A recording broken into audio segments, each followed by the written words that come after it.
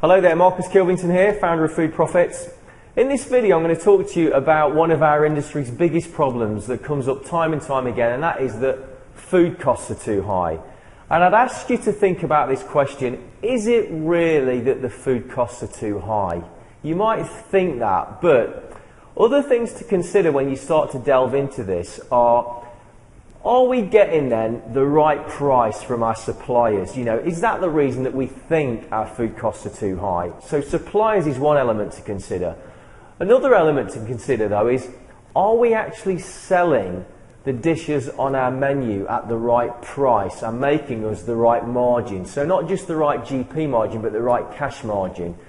Because that might not be quite right, which means that we think our food costs are too high, but the truth is we're not making enough margin. And another thing to consider might be is, how much wastage have you got going on in your particular pub or cafe or restaurant? What are you throwing away? Because again, that makes our food costs look too high, but ultimately it's because we're actually throwing some food in the bin at the end of service. So 3 things to consider there. Think about that this particular week.